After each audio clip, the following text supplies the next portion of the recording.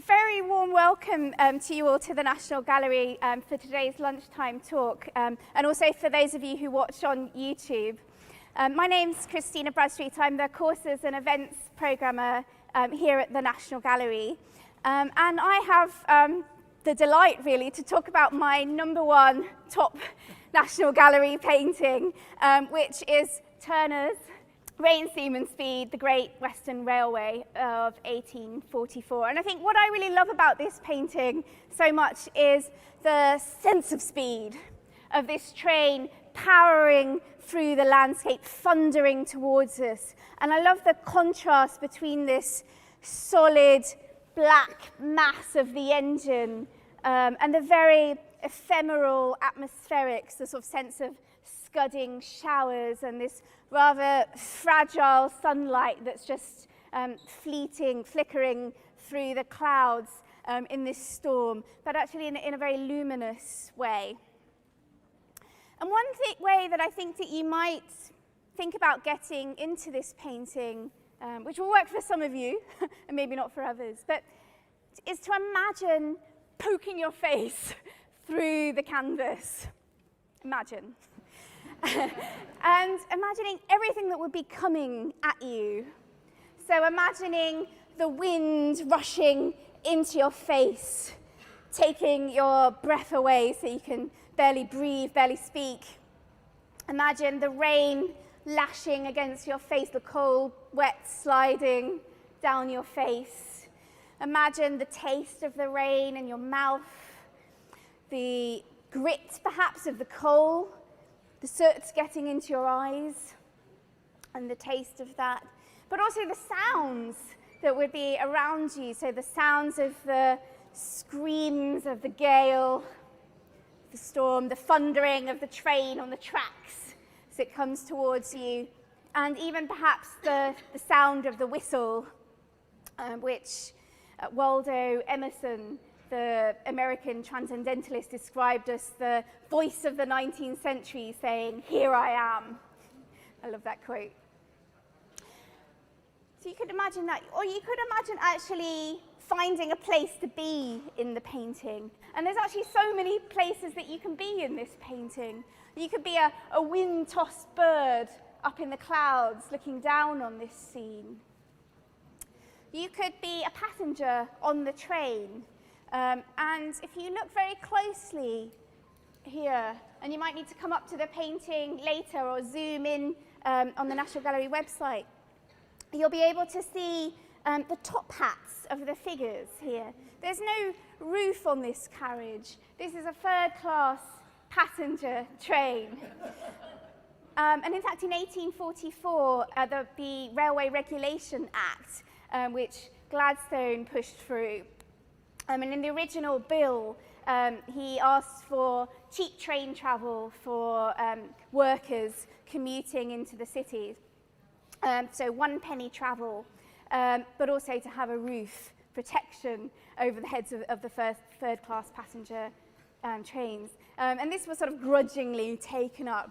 Certainly these passengers do not have the roof over their head, and you can see their top hats there. So imagine yourself on the train with the wind and the rain lashing at you and this landscape sliding by in a blur. You could imagine being the hare on the track here. And you'll all say, what hare? This hare is a bit like a fairy in that you have to believe in order to be able to see it. And I believe. I can see its little white tip on the ear there, the white paw of the leg stretched out there, the hind leg there, and it's running for its life. It's man against nature here. And I've just been looking up, as you do, the top speed of a train and the top speed of a hare. And I think they're about the same, about 55 miles an hour in 1844. So it really is a race for life of man against nature here. For those of you who don't believe in the hare, even when you come in and look really closely, I should say it would have been much more obvious in 1844 than it is now. And we know this partly from the critical reviews in the press, but also because in 1856, I think, Sir Charles Eastlake, who was the director of the Royal Academy, where the painting was first shown, but also of the National Gallery, he asked the Conservation Department for the Royal Academy to top up the paint on the hair, because the paint that is put last onto a painting often sinks in, and this is maybe an afterthought by Turner. It's certainly one of the last things that he put onto the painting, so the paint had sunken in. So he asked for it to be topped up. Also, on the engravings that Turner approved of the painting, it's very clearly sort of delineated there, as is the puffs of steam, which have also sort of sunken in over time. So you could be the hair. You could be a passenger on the road bridge here. Actually, we don't really see any vehicles, but you could imagine yourself on the road bridge there. So remembering that before the railways, really the fastest you could go is the speed of a galloping horse, or as fast as you're likely to go. So perhaps on a horse and cart, trotting along gently on the road there. You could imagine being on the little rowing boat here.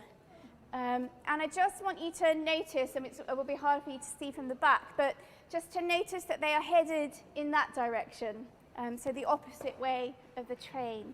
And that's also the case here. So you could imagine yourself here as the man in the field ploughing the field there. He's also going back in the opposite direction. So that might be significant. We'll come back to that. Or you can imagine being one of these classical maidens dressed in white there.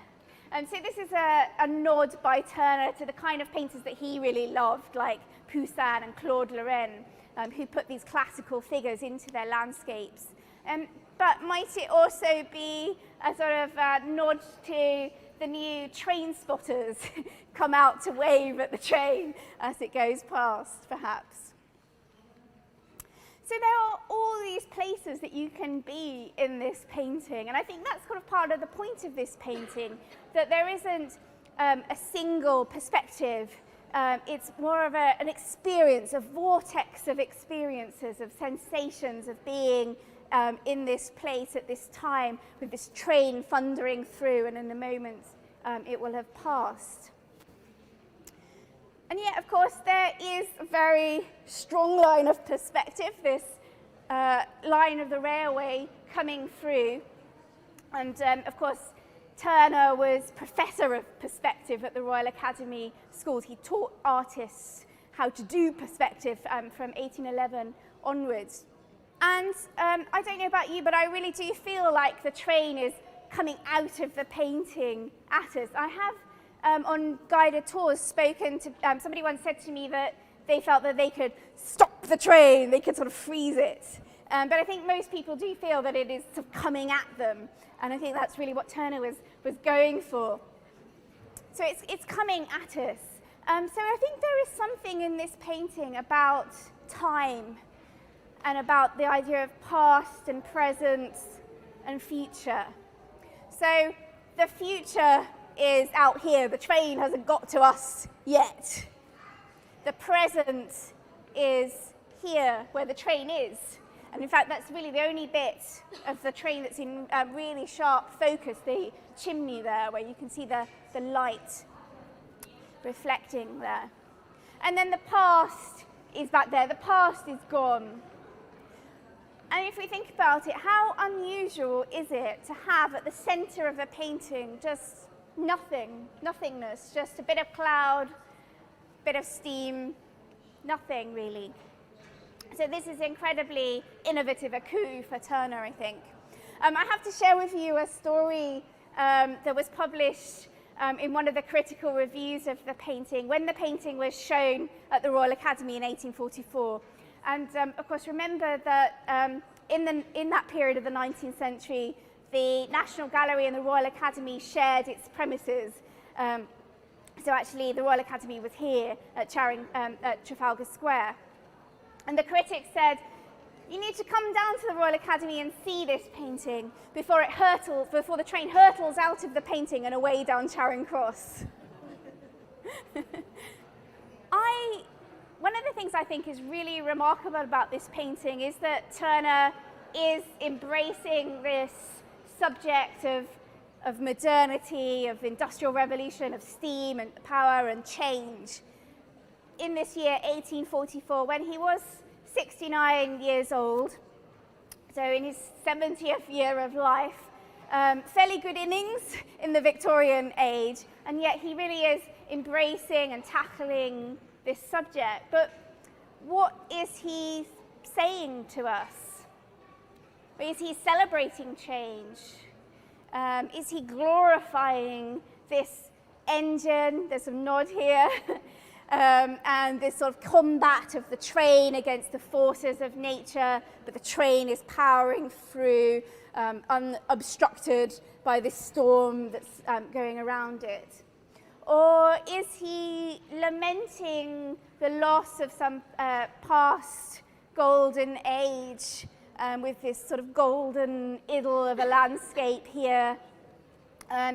Somebody on a guided tour once said to me that they saw this sort of golden atmospherics as like a stage curtain that's kind of dropped down on the past here.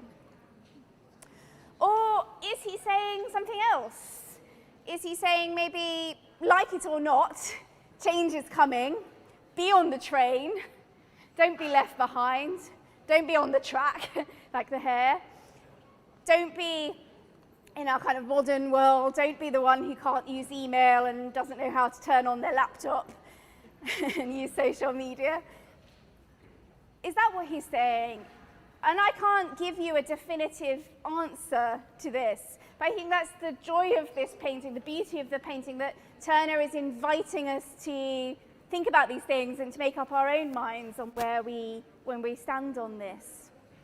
I like to think that this is Turner in old age, looking back, reflecting on his lifetime. So going back to this little boat here, well, we know that Turner spent a lot of time in his youth on and around the Thames Valley, and he did 12 oil sketches between 1806 and 1809, and from a rowing boat. And we know that he went out with his sketchbook still exists, and with a parasol over his head to keep the shade off. And come and look closely, you'll see the parasol there. So I like to think that this is Turner reflecting on how the pace of life has really changed in his lifetime. And I like to think of him sort of sailing back into the past. Those days are gone. The days of the hand ploughman are gone. But of course, this is the period of great excitement about the railways. This is the period in the early Victorian period where the Victorians are buying up, investing in stocks and shares like crazy before the bust that's to come. So the first steam locomotive, I think, was 1806. And the first passenger trains are the early 1830s. Stephenson's rocket was 1829. So we're still in the early period of the railways. And by 1844, there's about just over 2,000 miles of railway in Britain. By 1848, there's 5,000 miles of railway. So you see it's really growing in that period. In 1844, there are about 30 million passengers using the railways. So there is this sort of great excitement about it. Now you can travel at speed across the country, also the passage of communications and goods, and the implications for industry that brings. But there's also a lot of anxiety about railways as well. So just like with the high-speed railways today, or the articles that we have in the press, the letters to the editor, we see that in the Victorian period. So the anxieties about what we would now call areas of outstanding natural beauty being carved up by this relentless growth of the railways. Also anxiety about the kind of calamities, the catastrophes and tragedies that happened on the railway. In 1841, 8 passengers died on the Great Western Railway when a train derailed, I think because of a collapsed siding. So there are other tragedies as well in this period.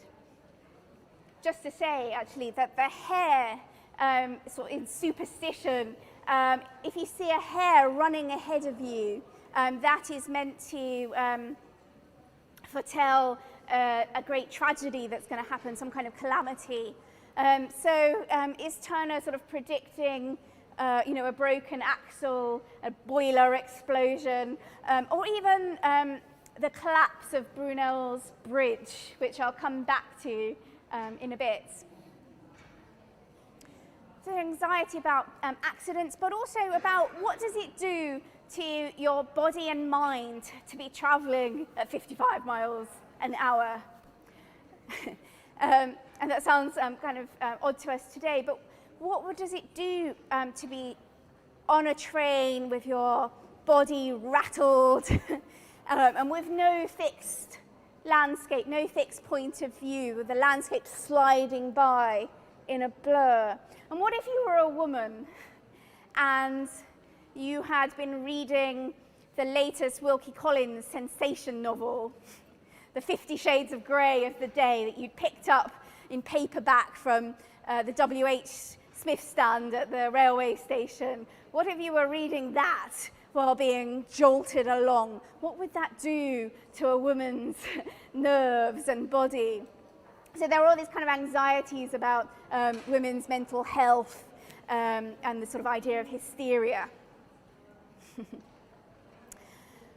So what is Turner saying? Well, what is his viewpoint? And I don't know, and if you're watching this on YouTube, you can write your comments about what you think this painting meant to Turner and what it means to you as well. I'd really love to read those comments. I think that this painting is so innovative, partly because Turner is showing a train. That in itself is a coup in 1844. There really hadn't been that many paintings of trains, certainly not coming at you at speed. So sometimes you might see a small train sort of in the distance of a beautiful landscape, but just going along the horizon line. There are prints where we actually have this very similar perspective of the track coming out towards us. But those prints are so carefully delineated that they look static, the train looks static, rather than here where we have this very impressionistic effect. And of course I'm using the word impressionistic anachronistically because this is 1844 and the Impressionists are a phenomenon of the 1870s. When the painting is shown at the Royal Academy, it is a sensation, it is shocking, but in a very positive way. You come down to the Royal Academy to see this painting. It is a very innovative painting, but at the same time, I think that there are ways that we could see this painting in a more traditional way, and I'll explain what I mean. So Turner comes to landscape painting very much in the tradition of his heroes, painters like Claude Lorraine and Poussin. Painters who, for them, landscape is really a backdrop for a classical mythological scene. And in fact, Turner paints a number of landscapes that have a classical mythological subject. Although for him, the landscape is becoming much more important and the classical mythology is sort of on the backdrop, it's kind of flipped. And this is very different from Constable. So I think we may sometimes think about Constable's paintings as being a bit chocolate boxy today, maybe because we've seen it on so many chocolate boxes and tea towels. But his paintings were so revolutionary because they were not backdrops for classical mythological scenes. Constable was painting the very ordinary lanes where he grew up in the villages around Dedham in Essex, very ordinary scenes that wouldn't have been seen as worthy of painting before. And Turner's not like that.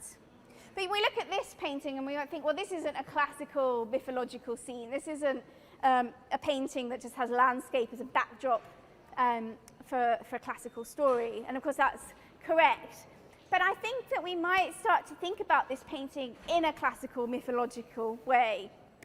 And I say this because apparently this broad gauge train, it's a Firefly class of locomotive.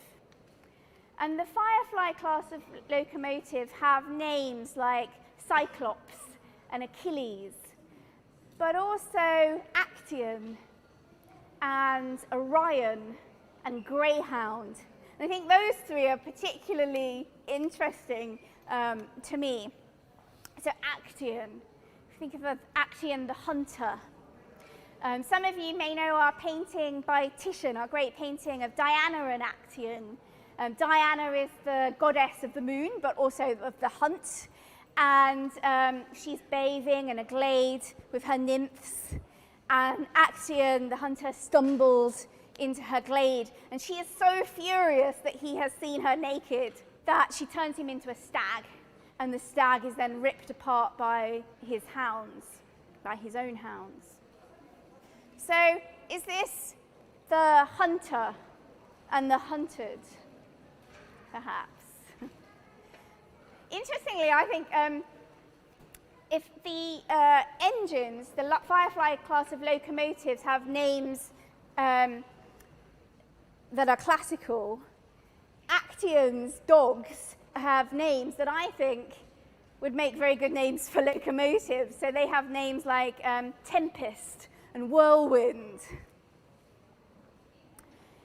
If we think about the name Orion, Orion is probably one of two constellations that I can easily recognize in the night sky. Orion was also a hunter. He was killed by Diana, who then turned him into the constellation. So in the night sky, Orion is forever chasing a hare, but he never catches up with it. So is there hope for our little hare here? I like to think so. Interestingly, Orion had three fathers. The god Neptune, so the god of water, Jupiter, the god of air, and Apollo, the god of fire. So we've got fire, air, and water. What does that make you think of? Well, it makes me think of the steam engine, where the fire heats the water that creates the steam. And this is rain, steam, and speed, after all. Fire, air, and water then also makes me think about another kind of traditional painting, the idea of the paintings of four elements: earth, air, fire, and water. So in the National Gallery, we have a series by Buchelaar, a Flemish painter, each showing earth, air, fire, and water in a sort of allegorical form. So again, that makes me think of the steam train here. And well, in the painting we have, we're awash with water here. The water of the River Thames, but also the rain. We've got earth of the ploughed field, the iron of the tracks. We have air, the storm that's around us, but also the steam as well. What haven't I mentioned? Earth, air, water, fire. We have the engine here at the front. So we've got this kind of red at the front of the engine. And if anyone here is really into their steam trains, you might say, well, you can't see into the firebox from the front of the train as it's coming towards you. And of course that's true, but I don't think that Turner cares about accurately depicting a train That's not what this is about. He wants to give you the sense of a train. What do you think of when you think of a train? Well, you think of fire, you think of steam, you think of speed, and that's what he's giving you. Apparently, with the Firefly class of locomotive, if it's really thrashing it, then the smoke box at the front of the train might just glow red at the edges. But if it was thrashing it, I don't think it would be giving off the steam in this way. You might correct me on that.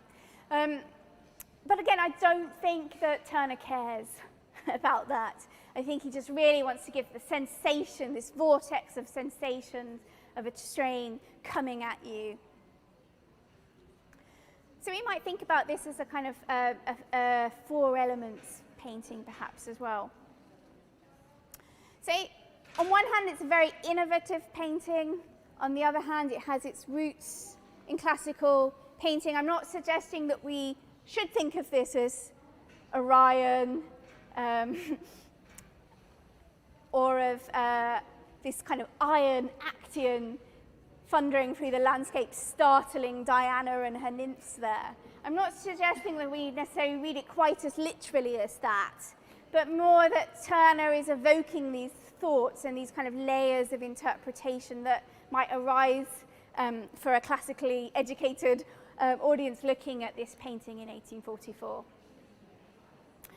So I think I'll close by just encouraging you to come and find the hair, see if you can find the hair, and do zoom into the website as well.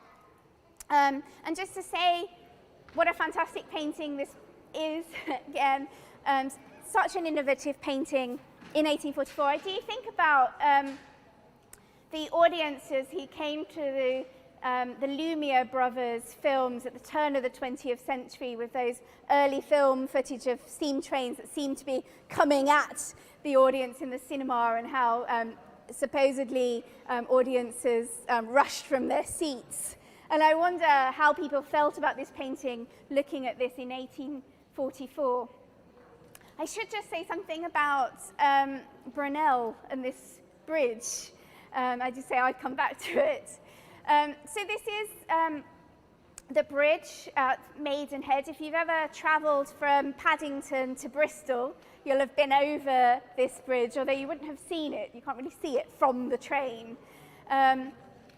And the bridge was so exciting. It's 5 years old in 1844. But when it was built, it was such a sensation because it spanned the River Thames in the fewest number of spans for the period. And the story goes that the powers that be who had commissioned the bridge got nervous about it once it was built. So they asked Brunel to leave the wooden infrastructure up. You can imagine how annoying that must have been for him. But he agreed to it reluctantly. And then in 1839 there was a storm. The bridge, the wooden structure fell down, and they went back to him and said, "Is it safe for the trains to pass?" And he said, "Well, actually, they have been all along, because he left a little gap between the wood and the metal structure." So just a final thought, that I mentioned the word impressionistic before, and when Pissarro and Turner came to the National Gallery in 1870 or 1871, this is a painting that really drew their attention, and I'm sure it was an inspiration for them. Thank you very much.